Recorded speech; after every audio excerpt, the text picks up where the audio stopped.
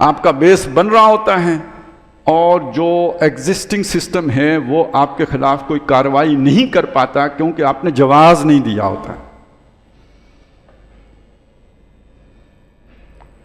اور اگر آپ ری ایکشن میں جوابی کارروائی کر دیں تو دیکھیے کوئی بھی اقدام ریاست کی سطح پر جب اٹھایا جاتا ہے تو اس کے جو کانسیکوینسز ہوتے ہیں ان کا جائزہ نہیں لیا جاتا، جو اس کے اندر جو تھریٹ ہوتی ہے اس کا اسسمنٹ نہیں کی جاتی. تو پہلے آپ کو تولا جاتا ہے نا آپ کیا کر سکتے ہیں، پھر آپ کو چھیڑا جاتا ہے.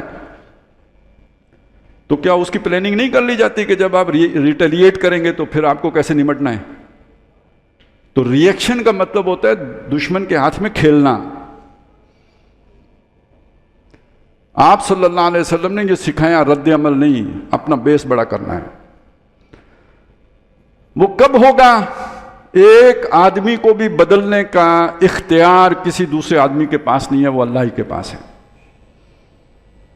دیکھیں اگر صرف کلمہ پڑھانا ہو نا تو کسی پر بھی محنت کرو پڑھ ہی لے گا، لیکن اگر قربانی دلانی ہو، جان مال عزت آبرو ہر شے قربان کرنی ہے، یہ تو اللہ ہی یہ ہدایت دے تو دے. یہ تو کوئی کسی کو اس بات پر قائل کر سکتا ہے؟ کوئی نہیں کر سکتا. اصل ہدایت ہے یہ. تو اب یہ والی کسی انسان کے اندر یہ والی چینج کب آتی ہے؟ جب اللہ چاہتا ہے. اللہ کب چاہے گا ہمیں نہیں پتا ہے.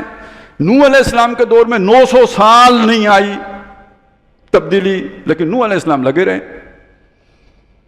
اور محمد رسول اللہ صلی اللہ علیہ وسلم کی 23 سال محنت کے نتیجے میں آ گیا.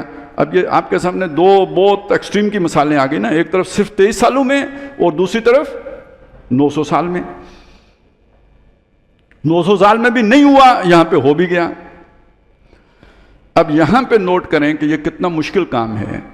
اس کا ایک اندازہ اس سے لگائیں، انقلاب کا کام.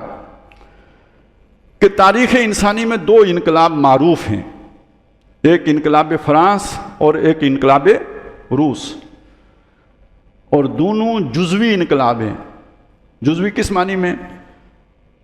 ایک میں سیاسی نظام تبدیل ہوا اور دوسرے میں معاشی نظام تبدیل ہوا. اس کے مقابلے میں نبی صلی اللہ علیہ وسلم کے انقلاب کو دیکھیں تو اس میں معاشی نظام بھی بدلا، سیاسی نظام بھی بدلا، سماجی نظام بھی بدلا، اور صرف اجتماعی گوشے ہی نہیں بدلے، انسان کی انفرادیت بھی بدل گئی، عقیدہ بھی بدل گیا، رسومات بھی بدل گئی، دفنانے کفنانے کے طریقے بدل گئے، نکاح کے قوانین بدل گئے، ہر شے تبدیل ہو گئی، کوئی شے بدلے بغیر نہیں رہی.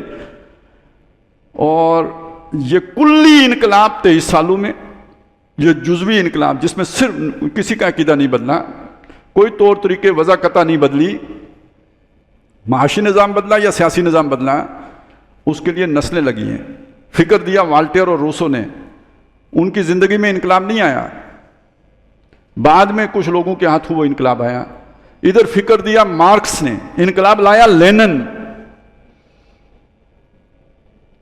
گویا ایک لائف سپین میں آپ کو جزوی انقلاب کی تکمیل بھی نظر نہیں آتی، جبکہ محمد رسول اللہ صلی اللہ علیہ وسلم نے کلی انقلاب محض 23 برسوں میں برپا کر دیا. اندازہ لگائیں کہ سپیڈ کتنی تیز ہے. آج اگر ہم اس کی کوشش کریں گے تو یہ سمجھ لیجیے میں نے کیوں بتایا. ایک تو اس لیے بتایا کہ اگر آپ عقلی طور پر بھی دیکھیں تو کوئی بھی بندہ انقلاب لانا چاہے، مسلمان نہ بھی ہو، تو اس کو محمد رسول اللہ کا طریقہ اختیار کرنا چاہیے، کیونکہ کامیاب ترین انقلاب کا ماڈل ہے. اور دوسرا اس لیے بتایا کہ اب کوئی محمد صلی اللہ علیہ وسلم جیسی شخصیت تو نہیں ہے، تو جلدی آنے والی چیز نہیں ہے، یہ ٹائم لیتا ہے، یہ وقت لیتا ہے، یہ پکتا ہے، آہستہ آہستہ پکتا ہے اور آتا ہے. جب آتا ہے تو آپ کو پتہ نہیں لگتا، بہت جلدی بھی آ جاتا ہے، لگتا آپ کو دور ہوتا ہے لیکن وہ بہت قریب آ چکا ہوتا ہے.